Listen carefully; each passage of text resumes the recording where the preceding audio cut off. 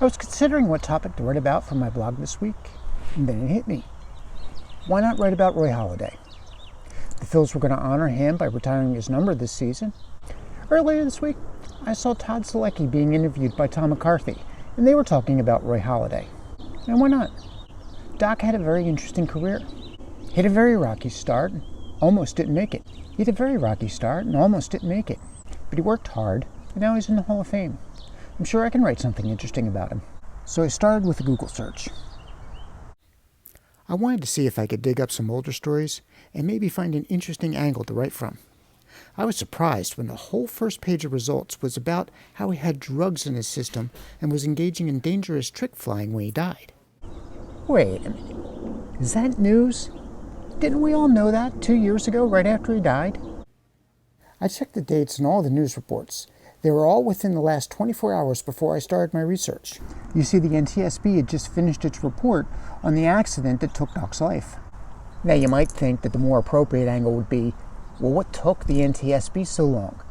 We kind of all knew this 2 years ago. What was the point of publishing the report now?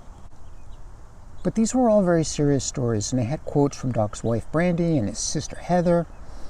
And I could just imagine what grief they must have been in to receive a phone call from a reporter to get a comment on the report. It's bad enough that they lost somebody they loved at a really young age. And now they're being hounded by the press for reaction on a conclusion that the accident was all his fault. Look, I accepted long ago, nobody's perfect. We've all got our vices, we all have our skeletons in the closet. Some vices are worse than others, and tragically sometimes those vices lead to somebody's death. I remember distinctly that day in 1985 when I heard about Pele Lindbergh while I was standing at the bus stop across the street from my junior high school. His vice was drinking and driving. And then, a little more than 5 years later, Philadelphia sports fans experienced some deja vu.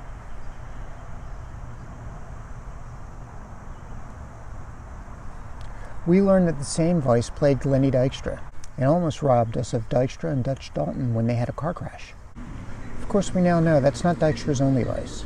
But should the fact that a sports figure made a morally questionable decision in their personal life affect the memories we have of them on the field? I remember that night in Miami when Doc threw a perfect game, as if it were yesterday.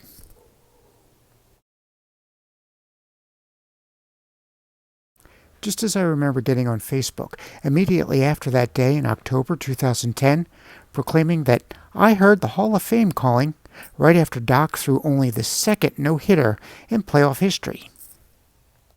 The summer he was inducted in Cooperstown, I bought his jersey, and I wore it proudly to the 2 games I went to here in D.C. where the Phillies were playing. Yeah, I knew Doc had his demons, and I knew that his demons had taken Doc away from us. But he didn't need to be perfect for me to be proud of the fact that he played for my favorite team. And yet, I feel the opposite way about Pete Rose. As a boy, I loved Pete Rose. He was the reason the Phils were able to get over the hump and win their first world championship after 96 years in existence. I reveled in the opportunity to see Pete tie and then break Stan Musial's National League hit record. And even after he joined the Reds, I was happy to see him break Ty Cobb's record and become MLB's all-time hit leader. When the story of his gambling broke, I was shocked and disappointed just like everyone else who was a fan. But after he served his time for tax evasion, his gambling bothered me less and less. I rationalized that he had served his time and at least he didn't bet against his own team. His gambling may have broken the rules, but it didn't seem like it affected the integrity of the game. And this is because nobody had any evidence that he intentionally threw any games. Like Joe Jackson and 6 other members of the 1919 White Sox who threw the World Series.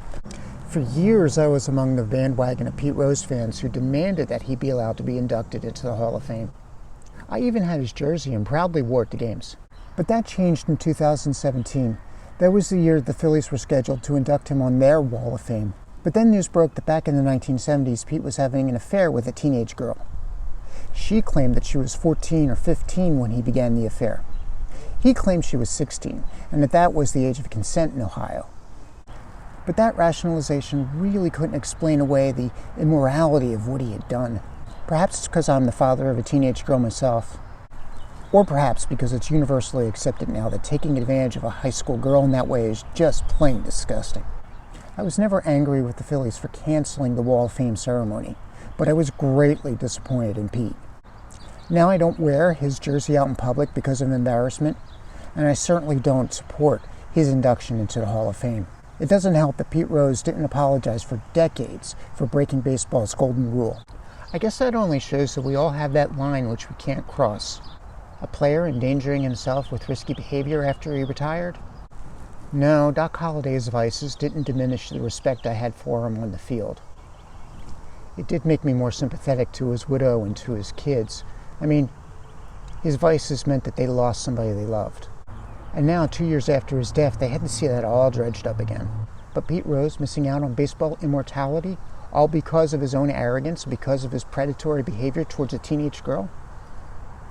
I don't have any sympathy for that.